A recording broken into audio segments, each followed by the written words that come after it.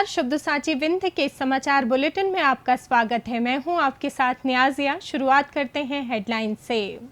नवविवाहिता की संदिग्ध मौत पर एसडीएमएच रीवा में हंगामा, मायके वालों ने पति को पीटा। रीवा में डिप्टी सीएम राजेंद्र शुक्ल ने नवीन कृत्रिम अंग निर्माण इकाई का किया शुभारंभ। रीवा में उप मुख्यमंत्री राजेंद्र शुक्ल की मौजूदगी में मीडिया कार्यशाला का हुआ आयोजन। रीवा में हाईवे पर भीषण हादसा, हावड़ा के व्यापारी की मौत, 6 घायल। 28 जुलाई से शुरू होगी रीवा भोपाल कोलकाता सीधी हवाई सेवा। रीवा में किसानों के समर्थन में करहिया मंडी बंद, खाद बिजली संकट पर फूटा आक्रोश। रीवा में रिवर फ्रंट से स्कूटी चोरी, 3 दिन बाद भी पुलिस के हाथ खाली। रीवा में कोर्ट के स्टे के बावजूद पैतृक जमीन पर जबरन कब्जा और मारपीट। रीवा में 3 बच्चियों से हैवानियत के आरोपी को मरते दम तक जेल। करहिया मंडी रीवा में किसान की 10 बोरी प्याज गायब, व्यापारी ने बनाया चोरी का बहाना। रीवा में विश्व युवा कौशल दिवस पर युवाओं को आत्मनिर्भरता का संदेश। सतना में लापता मासूम का 15 घंटे बाद कुएं में मिला शव, गांव में मातम। वेंकटेश लोक सतना में प्रेमी युगल का वीडियो वायरल, सुरक्षा पर सवाल। शासकीय कन्या महाविद्यालय सीधी में छात्राओं का फूटा गुस्सा, मांगों को लेकर सौंपा ज्ञापन। सिंगरौली में तेज रफ्तार बस ने बाइक सवार युवकों को मारी टक्कर, हालत गंभीर। सिंगरौली में पुलिस चेकिंग से बचने के चक्कर में बोलेरो से टकराया, बाइक सवार घायल। रीवा में कंक्रीट सड़कों की डामर से मरम्मत पर भड़के लोग। और रीवा सहित विंध्य क्षेत्र में वज्रपात के साथ हल्की बारिश का अलर्ट। अब खबरें विस्तार से। रीवा के संजय गांधी अस्पताल की मोर्चरी के बाहर उस समय जमकर हंगामा और झड़प हो गई जब एक नवविवाहिता की संदिग्ध मौत को लेकर मायके और ससुराल पक्ष के लोग आमने सामने आ गए। मृतका पूनम तिवारी निवासी ललितपुर मैहर की बहन ने आरोप लगाया कि साल 2019 में शादी के बाद से ही पति अखिलेश तिवारी मायके की संपत्ति में आधे हिस्से और दहेज के लिए पूनम को प्रताड़ित कर रहा था और ससुराल वालों ने ही उसकी हत्या कर बिना मायके पक्ष को सूचना दिए शव को अस्पताल पहुंचाया है। इस बात से गुस्साए मायके वालों ने मोर्चरी परिसर में ही आरोपी पति अखिलेश तिवारी की जमकर धुनाई कर दी, जिससे वहां भारी तनाव की स्थिति बन गई। सूचना मिलते ही मौके पर पहुंची पुलिस ने स्थिति को संभाला और मामले में मृतका के जेठ नीलेश तिवारी को हिरासत में लेकर जांच शुरू कर दी है। कई बार हम लोगों ने बोला ये फोन लगा के वहाँ गाली गलौज देते थे। मेरे भाई नहीं थे, तो बेचारी को भाई लेकर कोई नहीं, सब छुपा लेके लोग कि चलिए हो गया मैटर को न बढ़ने दी। हम लोगों ने कई बार बोला, इसके जेठ ने हर बार फोन लगा के पापा जी से क्या बोलता, लेने आ रहा भाई मेरा भेज देना। इस बार लेने गया था, दोनों लोग गए थे लेने। बहन का नाम क्या है? पूनम तिवारी। दोनों लेने गए थे। अब बोले भाई कि क्या कहते हैं, इस बार दोबारा सपना का मुँह न देखेगी। रीवा की रेड क्रॉस सोसाइटी में प्रदेश के उप मुख्यमंत्री राजेंद्र शुक्ल ने नवीन कृत्रिम अंग निर्माण इकाई का शुभारंभ किया। इस अत्याधुनिक इकाई में कंप्यूटर और सेंसर आधारित आधुनिक उपकरण स्थापित किए गए हैं, जिससे अब रीवा सहित पूरे विंध्य क्षेत्र के दिव्यांगजनों को बिना किसी देरी के उच्च गुणवत्ता वाले कृत्रिम अंग स्थानीय स्तर पर ही आसानी से मिल सकेंगे। डिप्टी सीएम ने बताया कि पहले कृत्रिम अंगों के लिए जयपुर की संस्था पर निर्भर रहना पड़ता था, जिससे वितरण में काफी विलंब होता था, लेकिन अब रीवा रेड क्रॉस इस दिशा में पूरी तरह आत्मनिर्भर हो गया है। यहाँ डॉक्टरों और योग्य तकनीशियनों की टीम हमेशा उपलब्ध रहेगी, जो दिव्यांगजनों को त्वरित राहत देकर उन्हें समाज की मुख्य धारा से जोड़ने का काम करेगी। भारत सरकार के प्रेस इंफॉर्मेशन ब्यूरो द्वारा बुधवार को रीवा के होटल राजविलास में केंद्र सरकार की जन कल्याणकारी योजनाओं पर केंद्रित 1 दिवसीय मीडिया कार्यशाला का आयोजन किया गया। मुख्यमंत्री राजेंद्र शुक्ल और सांसद जनार्दन मिश्रा के मुख्य आतिथ्य में हुई इस कार्यशाला में विकसित भारत संकल्प अभियान, आयुष्मान भारत और जल जीवन मिशन जैसी प्रमुख योजनाओं के प्रभावी क्रियान्वयन पर बल दिया गया। वक्ताओं ने कहा कि सरकार का उद्देश्य समाज के अंतिम व्यक्ति तक विकास पहुंचाना है, जिसमें मीडिया की भूमिका बेहद महत्वपूर्ण है। कार्यक्रम में मौजूद अधिकारियों और मीडिया प्रतिनिधियों ने योजनाओं के बेहतर प्रचार प्रसार और आमजन के बीच संवाद मजबूत करने की रणनीति पर विस्तार से मंथन किया। रीवा जबलपुर हाईवे पर बेला फ्लाईओवर के पास बुधवार सुबह करीब 10 बजे एक दर्दनाक सड़क हादसा हो गया, जिसमें पश्चिम बंगाल के हावड़ा से आए 6 व्यापारियों का वाहन दुर्घटनाग्रस्त हो गया। इस भीषण हादसे में एक व्यापारी की मौके पर ही मौत हो गई, जबकि 2 अन्य गंभीर रूप से घायल हैं, जिन्हें वेंटिलेटर पर रखा गया है। वहीं 3 अन्य घायलों की स्थिति फिलहाल स्थिर बनी हुई है। मृतक और घायल सभी मुस्लिम समाज के व्यवसायी हैं, जो हावड़ा में ईंट और बालू का कारोबार करते थे और नागपुर में उर्स में शामिल होने के बाद लखनऊ के उर्स में जा रहे थे। दुर्घटना के तुरंत बाद स्थानीय राहगीर शुभम तिवारी ने मानवता दिखाते हुए अपने निजी वाहन से सभी पीड़ितों को संजय गांधी चिकित्सालय रीवा पहुंचाया, जहां उनका उपचार किया जा रहा है। पुलिस ने घटना की जानकारी घायलों के परिजनों को दे दी है और मामले की जांच शुरू कर दी है। विंध्य क्षेत्र में हवाई कनेक्टिविटी को और मजबूत करते हुए आगामी 28 जुलाई से रीवा से भोपाल और कोलकाता के लिए सीधी हवाई सेवा शुरू होने जा रही है। डिप्टी सीएम राजेंद्र शुक्ला ने इस नई सेवा की घोषणा करते हुए बताया कि रीवा इंदौर और रीवा दिल्ली उड़ानों की सफलता के बाद अब इस रूट पर 19 सीटर छोटे विमानों की जगह 72 सीटर बड़े विमान संचालित किए जाएंगे। उन्होंने कहा कि सड़क, रेल और हवाई मार्ग का ये विस्तार शहर के विकास को गति दे रहा है, जिसके तहत रीवा रेलवे स्टेशन से वर्तमान में 30 अप डाउन ट्रेनें चल रही हैं और अब हवाई सेवाओं का भी तेजी से विस्तार हो रहा है। 72 सीटर विमानों के शुरू होने से न केवल यात्रियों का सफर आसान और आरामदायक होगा, बल्कि क्षेत्रीय अर्थव्यवस्था व व्यापार को भी एक नई रफ्तार मिलेगी। से जाएगा भोपाल, भोपाल से आएगा रीवा, रीवा से जाएगा कलकत्ता। ये 28 तारीख को ये ट्रेन शुरू होगा और इसके बाद इंदौर, दिल्ली और रायपुर के बाद भोपाल और कलकत्ता से भी रीवा जो जाएगा, जो किसी भी क्षेत्र के विकास के लिए जिस तरह से हाईवे बहुत अच्छा होना चाहिए, जो हो चुका है रीवा में, रेलवे बहुत अच्छा होना चाहिए जिस पर युद्ध स्तर पर काम चल रहा है, और एयरवेज अच्छा होना चाहिए। तो हवाई अड्डा बनने के बाद इतने कम समय में इतनी ज्यादा फ्लाइटें यदि किसी इलाके को प्राप्त हुई होंगी तो हमारा रीवा है जिसको ये प्राप्त करेगी। तो इसके लिए भी आप सबको बहुत बहुत बधाई। रीवा की करहिया कृषि उपज मंडी में राष्ट्रीय किसान मजदूर संघ की मांगों का समर्थन करते हुए गल्ला व्यापारी संघ ने बुधवार को मंडी पूरी तरह बंद रखी। इस दौरान मंडी परिसर में आयोजित एक सभा में किसान नेताओं ने सरकार के कृषि कल्याण वर्ष के दावों को जमीनी हकीकत से बिल्कुल परे बताया। उन्होंने आरोप लगाया कि आज का किसान खाद की भारी किल्लत और बदहाल बिजली आपूर्ति जैसी बुनियादी समस्याओं से बुरी तरह जूझ रहा है, जिससे फसलों की सिंचाई ठप पड़ी है। किसान नेताओं ने चेतावनी दी कि यदि सरकार ने इन समस्याओं का जल्द समाधान नहीं किया तो किसान खेती छोड़ने पर मजबूर हो जाएंगे, जो पूरे कृषि क्षेत्र के लिए विनाशकारी होगा। इस आंदोलन को गल्ला व्यापारियों का सक्रिय और पूर्ण सहयोग मिलने से किसान संगठनों का मनोबल और मजबूत हुआ है। जब सरकार किसान कल्याण वर्ष बना रही है तब किसानों को खाद नहीं मिल रही। ई टोकन प्रणाली ले आई, उसमें इतनी विसंगतियां हैं कि आम किसान खाद पा नहीं रहा। बिजली की आंख मिचौली आज़ाद भारत में पहली बार इतना हुआ कि जब हमें किसानों को सबसे अधिक बिजली की ज़रूरत है, बिजली नहीं मिल रही। सरकार अभी मूंग खरीदी केंद्र के लिए पूरे प्रदेश में आंदोलन चल रहा है। हमारा 5 कुंटल का उत्पादन है पर एकड़, सरकार हमसे कह रही है कि हम 1 कुंटल 20 किलो खरीदेंगे। तो हम किसान बचाने के लिए, देश बचाने के लिए, गांव बचाने के लिए, ज़मीन बचाने के लिए हम सरकार से मांग करते हैं कि किसानों को पर्याप्त बिजली दो और किसानों को जितनी भी उपज होती है उतनी सारी की सारी उपज खरीदो और सबको खाद दो।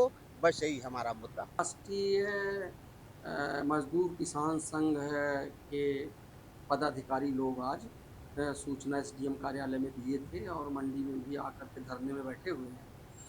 और इनके हमारे मंडी का गेट आज बंद है इसलिए कि हमारा जो व्यापारी संघ है वो संघ इनके जो ये बैठे हुए हैं इनके सहयोग में है। रीवा शहर के कोतवाली थाना क्षेत्र घोघर के अंतर्गत रिवर फ्रंट के पास से एक युवती की होंडा एक्टिवा स्कूटी चोरी होने का सनसनीखेज मामला सामने आया है। फोर्ट रोड निवासी सौम्या ताम्रकार ने पुलिस में दर्ज कराई शिकायत में बताया कि वो 12 जुलाई की रात करीब 8 बजे अपनी सफ़ेद रंग की स्कूटी को बड़ी पुल के पास लॉक कर नदी में मछलियों को दाना देने गई थी, लेकिन महज आधे घंटे बाद जब वो वापस लौटी तो गाड़ी वहां से नदारद थी। पीड़िता ने अपने स्तर पर काफी खोजबीन और आसपास के लोगों से पूछताछ की, पर कोई सुराग न मिलने पर अपने भाई के साथ थाने पहुंचकर अज्ञात चोर के खिलाफ मामला दर्ज कराया, लेकिन घटना के 3 दिन बीत जाने के बाद भी पुलिस अब तक चोरों या वाहन का कोई सुराग लगाने में नाकाम रही है। रीवा जिले के बैकुंठपुर थाना क्षेत्र के कचूर गांव में कोर्ट के आदेशों की धज्जियां उड़ाते हुए जमीनी विवाद और मारपीट का एक गंभीर मामला सामने आया है। पीड़ित सर्वेंद्र कुमार द्विवेदी ने पुलिस में शिकायत दर्ज कराई है कि न्यायालय के बंटवारा आदेश और बेदखली प्रकरण पर स्थगन लागू होने के बावजूद 14 जुलाई को गांव के ही रामललित साकेत, रामसिया साकेत और रामजी साकेत ट्रैक्टर लेकर उनकी पैतृक भूमि पर पहुंच गए और जबरन जुताई शुरू कर दी। जब पीड़ित पक्ष ने इसका विरोध किया तो आरोपियों ने गाली गलौज करते हुए उनके साथ मारपीट की और जान से मारने की धमकी देते हुए हर हाल में जमीन पर खेती करने की बात कही। आवेदक का कहना है कि मामला अभी न्यायालय में विचाराधीन है, फिर भी आरोपी जबरन कब्जे का प्रयास कर रहे हैं। पीड़ित ने पुलिस से एफआईआर दर्ज कर आरोपियों के खिलाफ सख्त कार्रवाई करने, अवैध हस्तक्षेप को रोकने और अपने परिवार को सुरक्षा प्रदान करने की गुहार लगाई है। रीवा जिले के डभौरा थाना क्षेत्र में वर्ष 2024 में मासूम बच्चियों को हवस का शिकार बनाने वाले 40 वर्षीय आरोपी मंगलेश्वर केसरवानी को त्योंथर विशेष पॉक्सो न्यायालय ने ऐतिहासिक सजा सुनाई है। आरोपी ने अपने पड़ोसी के घर खेलने आई एक 7 वर्षीय बच्ची को अकेला पाकर उसके साथ घिनौना कृत्य किया था और इससे पहले वो पड़ोस की 2 और सगी मासूम बच्चियों को भी अपनी हैवानियत का शिकार बना चुका था। मामले की भनक लगने पर परिजनों ने डभौरा थाने में शिकायत दर्ज कराई थी, जिसके बाद उप निरीक्षक ऋषभ सिंह बघेल द्वारा मामले की विवेचना की गई। न्यायालय में विशेष लोक अभियोजन धीरज सिंह की मजबूत पैरवी के बाद न्यायाधीश ने 2 दिन पहले ही आरोपी को 2 मामलों में 10-10 वर्ष की सजा सुनाई थी और अब तीसरे मामले में ऐतिहासिक फैसला सुनाते हुए आरोपी मंगलेश्वर केसरवानी को 5,000 रुपए के अर्थदंड के साथ मरते दम तक जेल में रहने की सजा से दंडित किया है। रीवा की करहिया सब्जी मंडी में किसान के साथ धोखाधड़ी का मामला सामने आया है, जहां मंडी में रखी उसकी 15 बोरी प्याज में से 5 बोरी बिकने के बाद शेष 10 बोरी पर व्यापारी ने कब्जा कर लिया और अगले दिन प्याज चोरी होने का दावा कर पल्ला झाड़ लिया। पीड़ित किसान द्वारा जब नुकसान के हर्जाने की मांग की गई तो व्यापारी ने साफ मना कर दिया। वहीं मंडी प्रबंधन ने भी इस मामले में अपनी जिम्मेदारी से हाथ खड़े कर लिए हैं। किसान का आरोप है कि मंडी परिसर में बिना लाइसेंस वाले फर्जी व्यापारी खुलेआम सक्रिय हैं, जिन पर मंडी प्रशासन का कोई नियंत्रण नहीं है। व्यवस्था से हताश होकर अब पीड़ित किसान ने इस धोखाधड़ी के खिलाफ पुलिस थाने में शिकायत दर्ज कराने की तैयारी कर ली है। विश्व युवा कौशल दिवस के अवसर पर फेस संस्था द्वारा संचालित विभिन्न प्रशिक्षण केंद्रों में विशेष जागरूकता कार्यक्रमों का आयोजन किया गया, जिसमें युवाओं को कौशल विकास और आत्मनिर्भरता के प्रति प्रेरित किया गया। मध्य प्रदेश, महाराष्ट्र, गुजरात और ओडिशा जैसे राज्यों में व्यावसायिक शिक्षा व आजीविका संवर्धन के लिए कार्यरत इस संस्था ने अब तक सरकारी स्कूलों और उद्योग उन्मुख प्रशिक्षणों के जरिए हजारों युवाओं को सशक्त बनाया है। कार्यक्रम में संस्था के अध्यक्ष ने शैक्षणिक योग्यता के साथ व्यावहारिक कौशल की महत्ता पर जोर देते हुए आत्मनिर्भर भारत के निर्माण में योगदान देने का संकल्प दोहराया। इस दौरान प्रशिक्षण ले रहे युवाओं ने भी अपने सफल अनुभव साझा किए, जिससे अन्य विद्यार्थियों का उत्साह बढ़ा।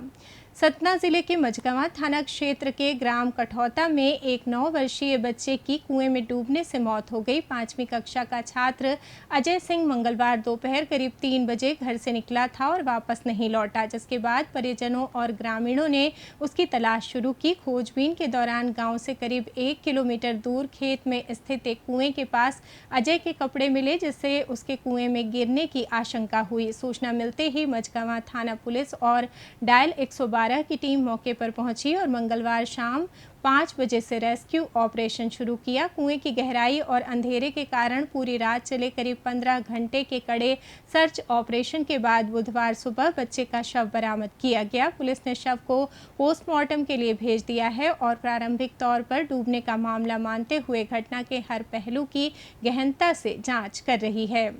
सतना शहर के मुख्तियारगंज स्थित ऐतिहासिक वेंकटेश लोक मंदिर परिसर के पिछले हिस्से का एक कथित आपत्तिजनक वीडियो सोशल मीडिया पर वायरल होने के बाद बड़ा विवाद खड़ा हो गया है। इस घटना से स्थानीय श्रद्धालुओं में भारी आक्रोश है और विहिप के जिला विभाग मंत्री विपिन सिंह ने नगर निगम प्रशासन पर गंभीर आरोप लगाते हुए कहा है कि परिसर को व्यावसायिक ठेके पर देने के बाद इसकी गरिमा और सुरक्षा प्रभावित हुई है। हालांकि वायरल वीडियो की सत्यता और समय की प्रशासनिक तौर पर स्वतंत्र पुष्टि नहीं हो सकी है, लेकिन वर्ष 1876 में बने इस ऐतिहासिक दक्षिण भारतीय वास्तुकला वाले मंदिर, जिसका हाल ही में स्मार्ट सिटी प्रोजेक्ट के तहत कायाकल्प किया गया था, इसकी पवित्रता को लेकर लोगों ने चिंता जताई है। विहिप और स्थानीय नागरिकों ने प्रशासन से मामले की निष्पक्ष जांच करने, संवेदनशील हिस्सों में सीसीटीवी कैमरे लगाने, नियमित निगरानी और पर्याप्त सुरक्षा बल तैनात करने की मांग की है, ताकि भविष्य में ऐसी असामाजिक गतिविधियों पर रोक लगाई जा सके। सीधी के शासकीय कन्या महाविद्यालय में बुधवार को शैक्षणिक और प्रशासनिक अव्यवस्थाओं के विरोध में करीब 300 छात्राओं ने एनएसयूआई के नेतृत्व में कॉलेज प्राचार्य को ज्ञापन सौंपकर उग्र आंदोलन की चेतावनी दी। छात्राओं का आरोप है कि कॉलेज में समय पर परीक्षा परिणाम घोषित नहीं हो रहे हैं, स्टाफ की भारी कमी से नियमित पढ़ाई व प्रैक्टिकल कक्षाएं प्रभावित हैं और साल 2025 की छात्रवृत्ति भी अब तक अटकी हुई है। इसके साथ ही छात्राओं ने बंद पड़े सीसीटीवी कैमरे, साफ सफाई की कमी और आर्थिक रूप से कमजोर छात्राओं से वसूली जा रही अतिरिक्त फीस का मुद्दा उठाते हुए जल्द से जल्द सुरक्षा गार्ड की तैनाती और व्यवस्थाएं सुधारने की मांग की है। एनएसयूआई के नेताओं ने साफ चेतावनी दी है कि यदि कॉलेज प्रशासन ने इन मांगों को जल्द पूरा नहीं किया तो जिला मुख्यालय तक उग्र और चरणबद्ध आंदोलन किया जाएगा। सिंगरौली जिले के निवास चौकी क्षेत्र में बुधवार को एक तेज रफ्तार निजी बस ने बाइक सवार 2 युवकों नीलेश साहू और जितेंद्र साहू को जोरदार टक्कर मार दी, जिससे दोनों गंभीर रूप से घायल हो गए। स्थानीय लोगों की मदद से उन्हें तुरंत निवास सामुदायिक स्वास्थ्य केंद्र ले जाया गया, जहां प्राथमिक उपचार के बाद नाजुक हालत को देखते हुए डॉक्टरों ने उन्हें सीधे जिला अस्पताल रेफर कर दिया है। दुर्घटना के बाद आरोपी बस चालक वाहन छोड़कर मौके से फरार हो गया, जिसे पुलिस ने जब्त कर जांच शुरू कर दी है।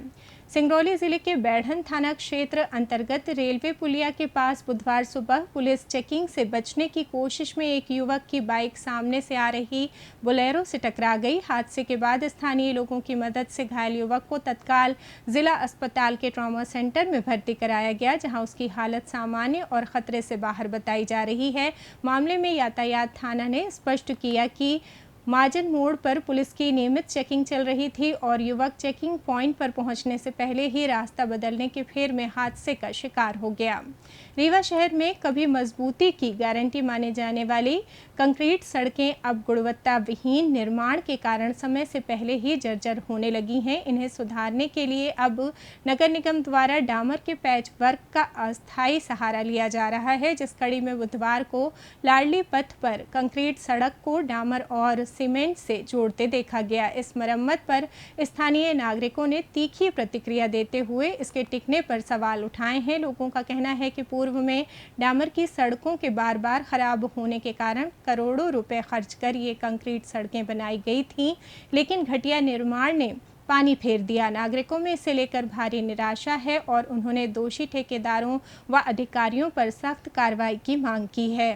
मौसम की बात करें तो मध्य प्रदेश में भारी बारिश का दौर थमने के बाद उमस और पारे में बढ़ोतरी दर्ज की जा रही है, लेकिन मौसम विभाग ने रीवा सहित प्रदेश के कई हिस्सों में हल्की बौछारें पड़ने का पूर्वानुमान जारी किया है। विशेष रूप से रीवा और आसपास के जिलों सतना, सीधी, सिंगरौली और मऊगंज में आंशिक रूप से बादल छाए रहने के साथ गरज चमक और वज्रपात की चेतावनी दी गई है। रीवा में आज अधिकतम तापमान 34 डिग्री सेल्सियस से 35 डिग्री सेल्सियस और न्यूनतम तापमान 26 डिग्री सेल्सियस से 27 डिग्री सेल्सियस के आसपास रहने की उम्मीद है। मौसम वैज्ञानिकों के अनुसार अगले 5 दिनों तक प्रदेश में अति भारी बारिश के आसार नहीं है, लेकिन रीवा और विंध्य अंचल में छुटपुट बूंदाबांदी और बादलों की आवाजाही का दौर जारी रहेगा, जिससे उमस भरी गर्मी के बीच आंशिक राहत मिलने की संभावना है।